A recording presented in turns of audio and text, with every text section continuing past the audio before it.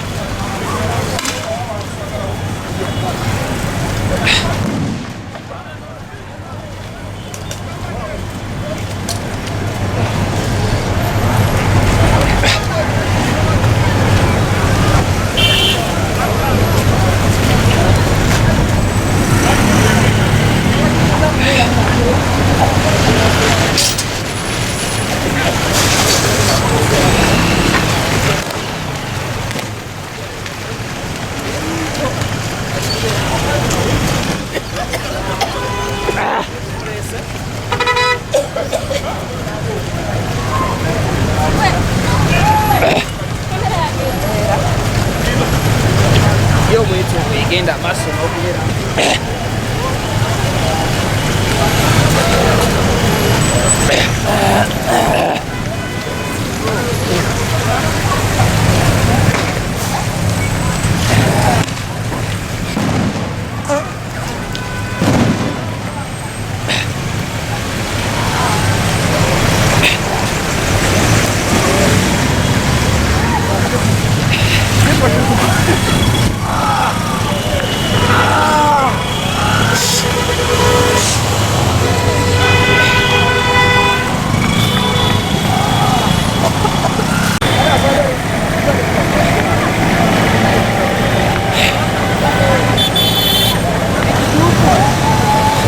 kwe kuba nti emabegako ab'omwala awo babayiririra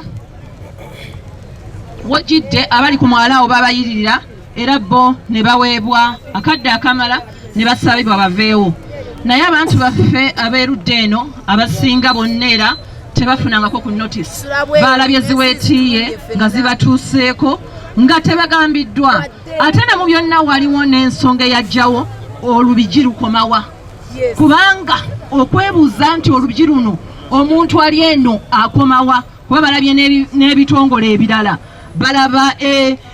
balaba factories zikyayimiridde ng'ate omunaku asendeddwa naye ate olubigi era wakyaliwo ekibuuzo luvaawa kubanga wetukubwa tunaafuna akadde mu maaso eyo right honorable nga bozze parliament neyongera nerambulako olutobazi nga bwe lutambula ne twesanga e Busega factories eziyimiridde nga ziri ku made up ground olaba nga waliwo obuzimu kamanga olwakadde naye ne tukkaanya nti kale tujja kufuna ekifo ekiri neutral meeting esooka n'abo abakulembeze abo betunaabajjamu tutuule tuwayeemuko bwe tunaamaliriza then meeting eddako tujje ku ground nga ffe ffenna weetuli twogere ku nsonga zino kyetugezaako okugjawo lwe luwonko olwo oluliwo ng'abakulembeze eri batula mu zi office ne basalawo kye basazeewo ngendo babanyigiriza nga tebabawuliriza tebabawadde chance kubawuliriza ate nga muli bannansi mwagala okugondera amateeka ne mwine enyiike nammwe mwine ebibaluma mwine ensonga zammwe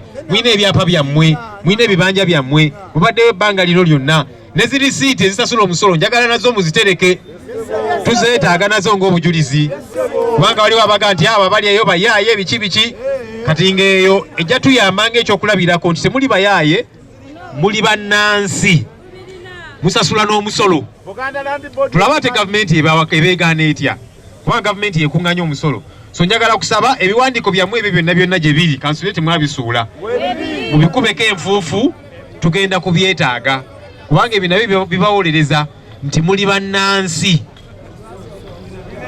nti wano temuliiwo olwokubanga mwagala okumenya amateeka ne muli bannansi nti ne gavumenti ebamanyi kyovudole be basoloozaamu omusolo ebiwandiiko ebyo byonna mubikuŋŋaanye bituyambe kuba ebintu bino munaye tubyogerako eri mu palamenti n'awalala nga bagamba mwe Basenyonyi just muli ba opposition naki kakati twagala bategeere nti just bigambo byaffe nti abantu gye bali abanyigiriziddwa waliwo ne gwe nawulidde agamba nti tewaliyo bantu just waliwo obugundi bateekawo obuntuntu babeerawo emisana naye ne bamala ne bagenda kakati kino kibano si bantu ate nga n'abalala gye bali eyo so mutukuŋŋanyiza obujulizi obwo njagala olunaku luno olunaggwera nga maze okufuna ku lisiti eyo kuva mu bakulembeze mugituwe eriko abakulembeze ababaka bakansala bameeya ne ba representatives nga weewaawo toli mulonde ng'omubaka oba kansala naye ng'oli mukulembeze kubanga ffe kyetukkiriza Kyagulanyi kye yatugamba nti obukulembeze si ffeffekka abalina ebitiibwa nti owekitiibwa ba honorable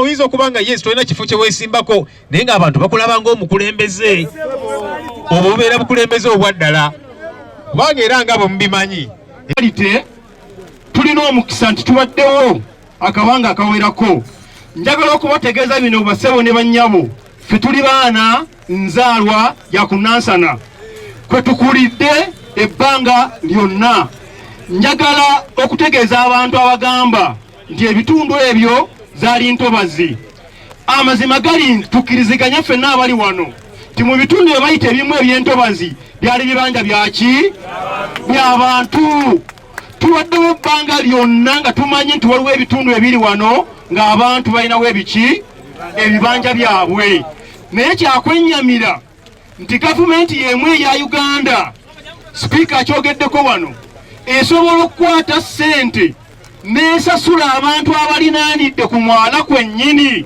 n'eremwa okusasula abantu abali mu bitundu bo nga bye balowooza nabo byaki bya ntobazi twagala okukubira gavumenti omulanga era ffe abamu tulina n'ekirowoozo ekigamba oba abantu bano aba gavumenti babawa ssente ne bazeddiza bo ne baagala okukola omulimu ogwabwe nga babonyabonya bannayuganda ng'erabika eno enteekateeka ki mpanvu nnyo so kyembasaba basebo ne bannyawo tulina okukwataginza waki awamu tulina okukolera wamu ku nsonga eno bwe tutaakolere wamu amazima gali nti n'awalala kikola ki n'awalala kijja bano bazze kulaba ng'omuntu asembeyo wansi ekyamazima ndoza baagala mujja mu Uganda bamutwale mu nsi enki mu nsi endala ffe nga bannayuganda tetugenda kukkiriza muntu n'omu kola bino bye bakoze eki bye bakoze twagala kubasaba n'enteekateeka zonna ze balina mu bitundu